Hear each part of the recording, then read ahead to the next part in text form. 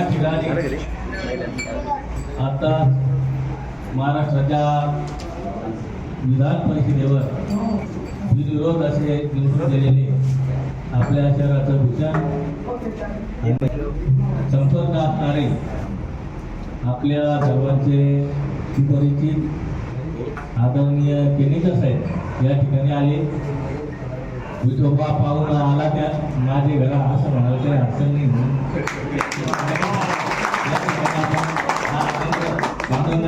तुम्ही या ठिकाणी आले। मुलांच्या बाबतीत आपल्याकडे आली काही शासकीय सुंदर होत असेल तर या ठिकाणी विनम्रतेने आणि मागणी करतो आणि आपण या ठिकाणी आले तर वेळोवेळी आम्हाला मुकेश जैन साहेब आमचे भैया या ठिकाणी सर्वसामान्य त्यांना बहुत म्हणतात सगळे कामं करतात आणि विविध अशा माध्यमातून लाईन केली तरी त्यांना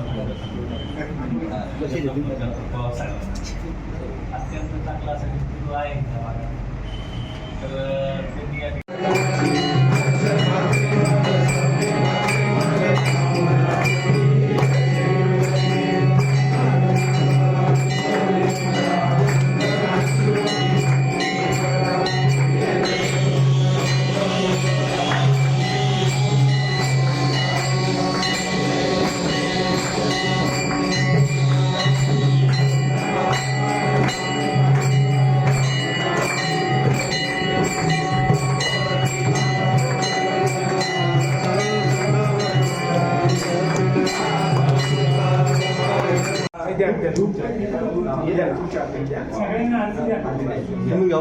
हनुमान चालीसा चालू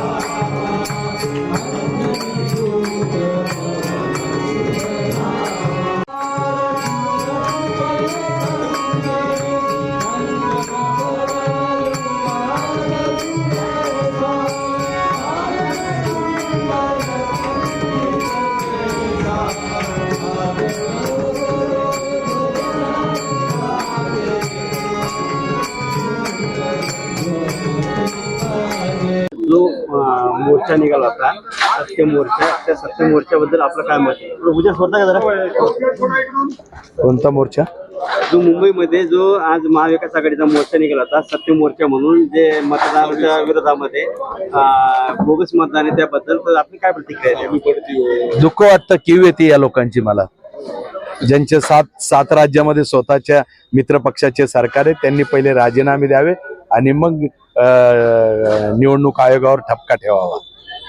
काय सांगाल आज आपण आर्थिक किती हा हिंदुत्वाचा प्रवास आहे।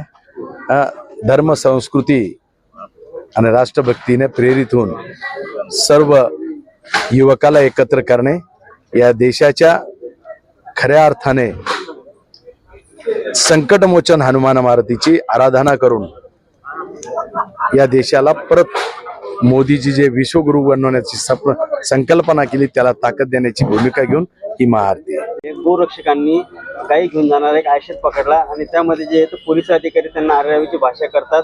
त्यांना विचारतात तुम्ही पशुवैद्यकीय अधिकारी आहे का, कारण की त्या गायींना जे आहे ते टॅग नव्हतं आणि काही त्यांच्याकडे परवानगी नव्हती असं म्हणणं आहे त्या गोरक्षकांचं। अजून मागच्या काही सवयी पोलीस अधिकाऱ्यांना होत्या त्या बदलण्याचा प्रयत्न या सरकारमध्ये होऊ लागल्या। निश्चितपर्यंत गोरक्षकासाठी पोलीस अधिकाऱ्यांना आता पुढच्या वेळेस टॅग लावू आम्ही।